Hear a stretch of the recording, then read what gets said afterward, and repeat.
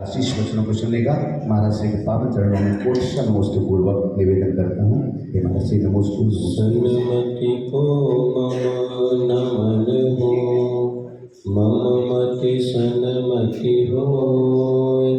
सुर नर पशु गति सब मिटे, गति पंचम गति हो। ये बोले महावीर भगवान की। आचार्य गुरुवर श्री विद्यासागर जी महाराज की। पूज्य गुरुवर श्री निर्वेश सागर जी महाराज की। आप सो रहे हैं कि जग रहे हैं? सो रहे हैं? सुन रहे हैं?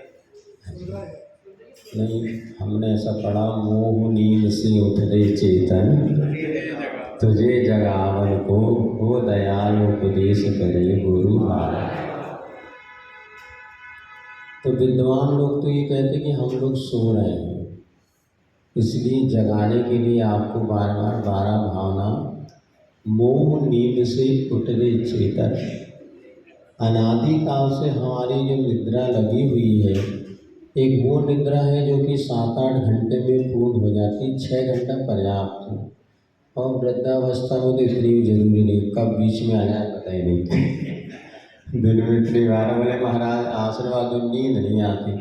दिन में तो कई बार आ जाती, बैठे बैठे आ जाती, पढ़ते पढ़ते, इसलिए उसकी चिंता तो नहीं है। तो वो 6 घंटे 5 घंटे की नींद तो फिर भी हमारी टूट जाती है और हम उठ जाते हैं। किंतु एक मोह की निद्रा ऐसी है कि जिसके लिए बहुत दुर्लभ होता है उस मोह की नींद से उठना। क्योंकि एक तो 8 कर्म जो हमारे आत्मा के साथ बने हुए हैं, उसमें एक मोहनी कर्म है, और मोहनी कर्म अगर चला गया तो शेष कर्म तो अपने आप ढीले पड़ जाएंगे। कोई राजा हार गया तो प्रजा तो फिर ठीक ठाक है। तो आखिर मोहनी कर्म ने ऐसा हमारे साथ क्या कर दिया कि जिससे हमें वह बार बार हमारे गुरु आचार्य उपदेश देते हैं, मोह महामद पियो अनादि भूल आपको। अर्थात अब हमें ये समझना, अगर कुछ हमें पुरुषार्थ करना है तो अब भीतरी पुरुषार्थ करने की आवश्यकता है। बाहरी पुरुषार्थ तो हो गया, जो व्रती बन गया उनके लिए मुख्यतः से हम बात कहते हैं। जो नहीं बने हुए पता नहीं कब तक बने, भगवान जाने, क्योंकि सुनने वाले बहुत हैं, करने वाले बोलो कम हैं। अब जिनकी जो इतने वर्षों से साधु की संगति करते हुए भी व्रती जीवन नहीं बना पाए, तो भावना भा सकते हैं बाकी जिनका व्रती जीवन बन गया उनको अब क्या करना है ये अपन सोचें। तो बाहरी पुरुषार्थ करना का आवश्यकता त्याग कर दिया, अणुव्रतों को धारण कर लिया, 1 बार 2 बार शुद्ध भोजन करने लगे, 3 बार सामयिक करने लगे, और अपने प्रतिक्रमण है आवश्यक करे घर गृहस्थी का मोह माया सब छोड़ दी।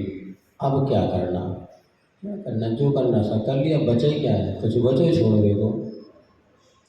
अब छोड़ने का क्या बचा? बताओ बाबा, कुछ बचा क्या नहीं बचा?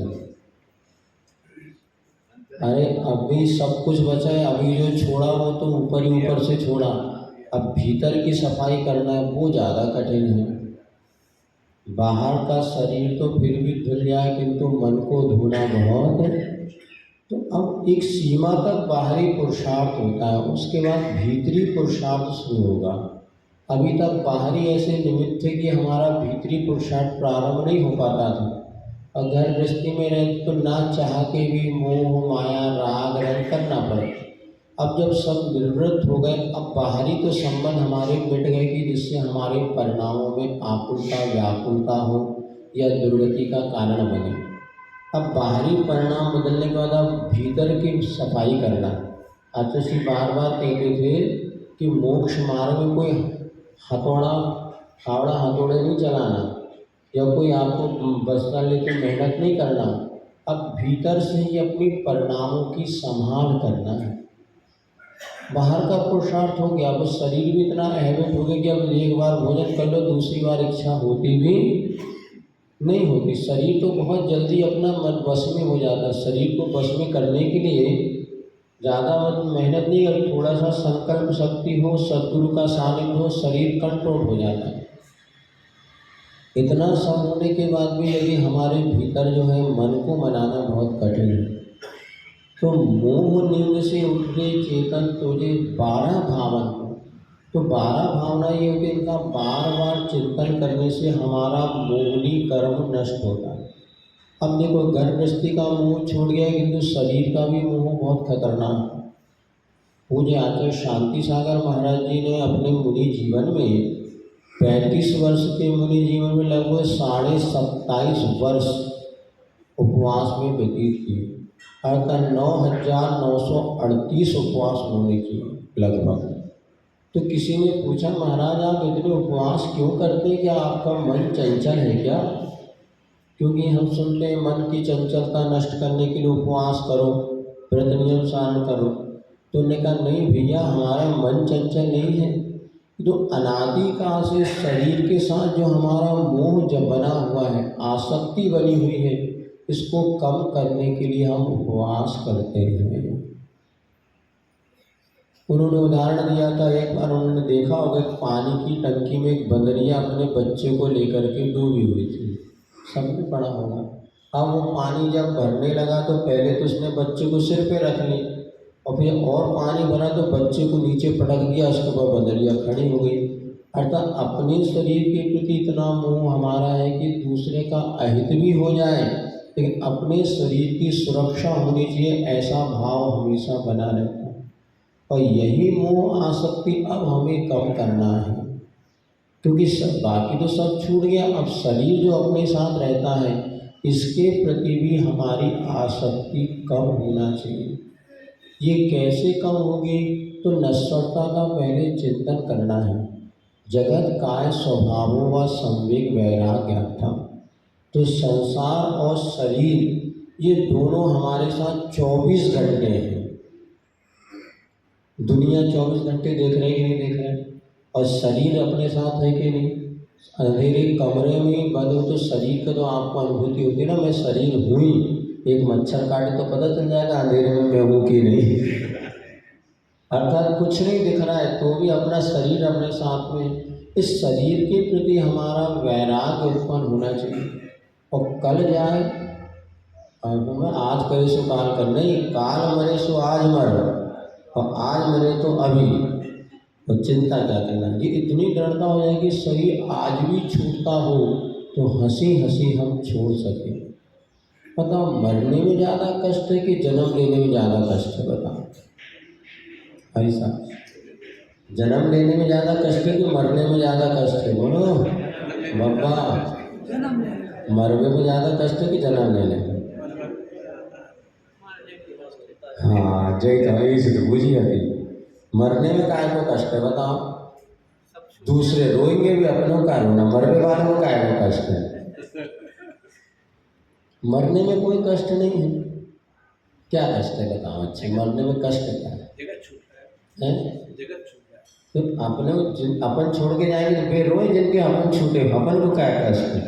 अपने इसलिए अपना जगत छूट रहा है। हाँ, ये मोह के कारण।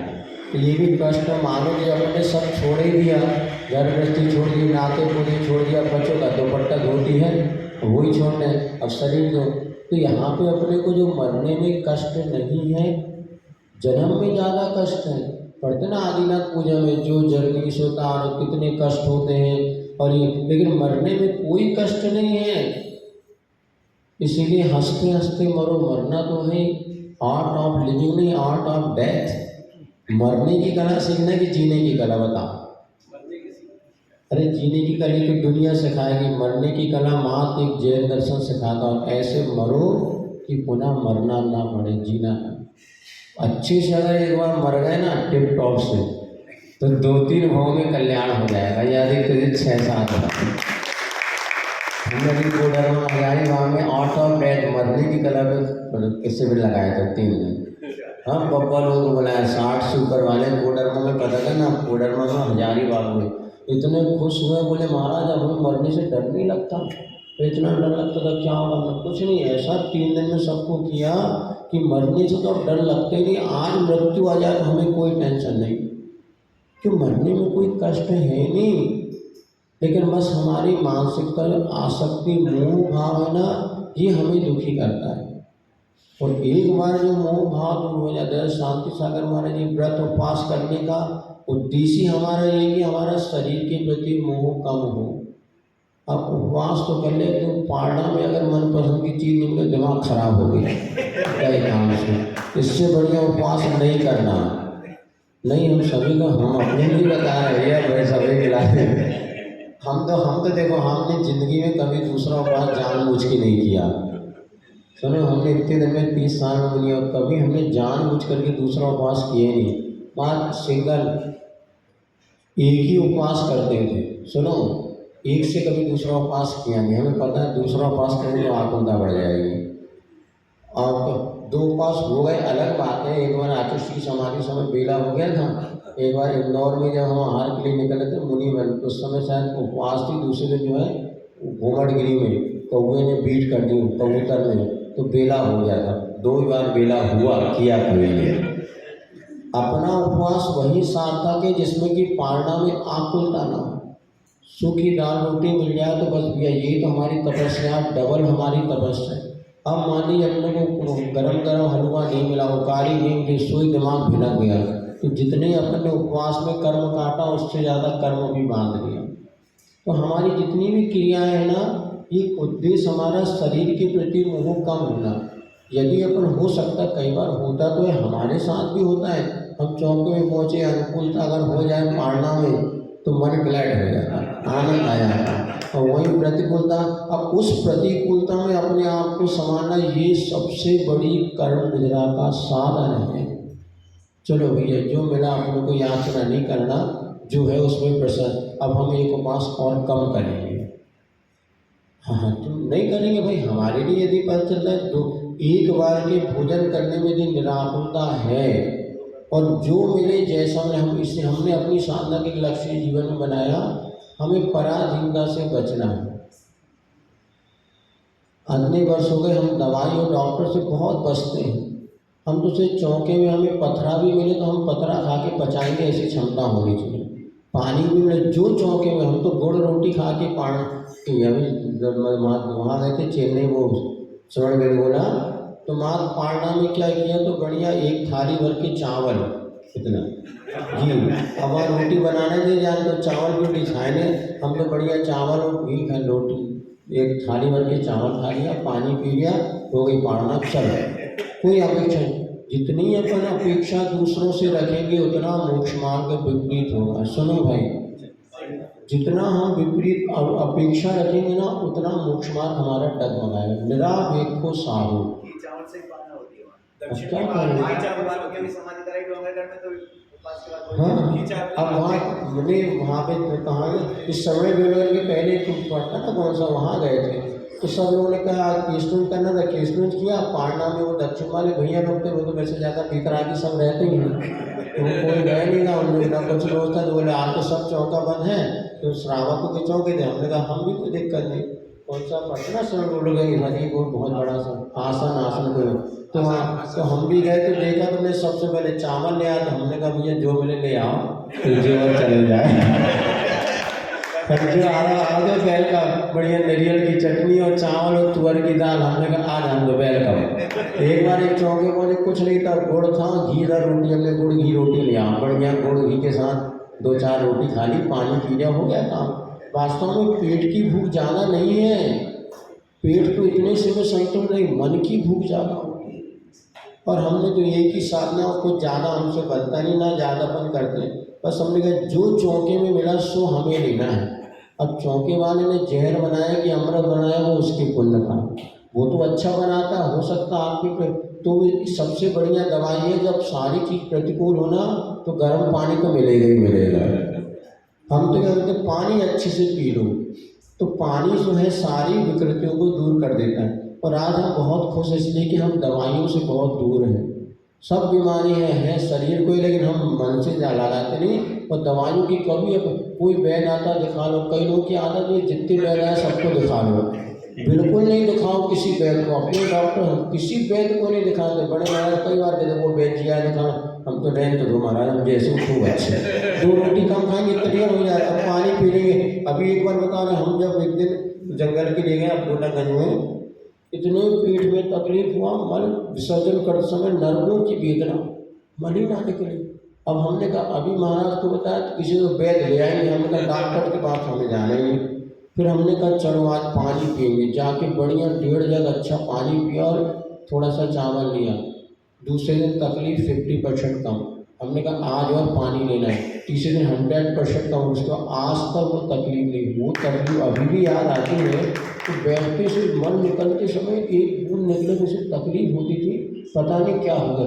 हमने अभी बताया तो 2-4 वैद्य आके अपना दिमाग लगाएंगे, हमें दिखाने नहीं, और हम कभी वैद्यों को नहीं दिखाते और स्वस्थ रहते। उसमें कि अपना उपचार स्वयं करो, और आसक्ति जितनी हमारी कम होगी उतना हमारी साधना अच्छी बनेगी।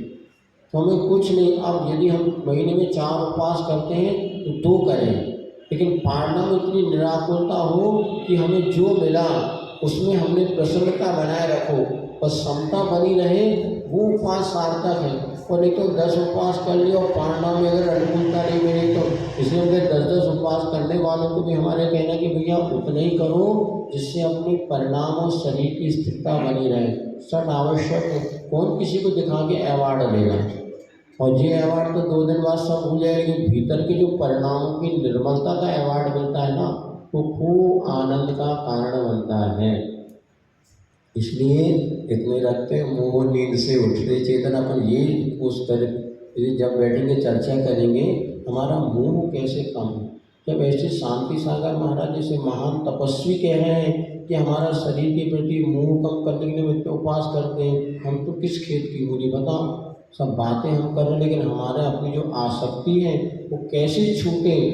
बस आसक्ति को छोड़ना है, यही मोक्ष मार्ग है, बाकी कुछ नहीं है। बाहर की वस्तु आना जाना सब ठीक है, जितनी हमारी भीतर से आसक्ति छूटेगी उतने आरंभ और परिग्रह से हम बचेंगे। और जितने आरंभ करेंगे से पहले अहिंसा भूतानां जगद्गीतम ब्रह्म परमम नशा तत्रारंभोस्त्यनुरपितयत्रा संविदो। ये वो आश्रम है जहाँ पर कि आरंभ और परिग्रह से बचने के लिए हम आए हैं। और आरंभ और परिग्रह से बचेंगे तो हमारा मोक्ष मार्ग प्रशस्त होगा। इसलिए निराकुलता है, निराकुलता जितनी आत्म को हित है सो आकुलता बिन कहीं। और प्रति क्षण हमारी आकुलता कम हो कम हो कम हो, यही हमें पुरुषार्थ करना है। मोह नींद को भगाएंगे। बोले भगवान महावीर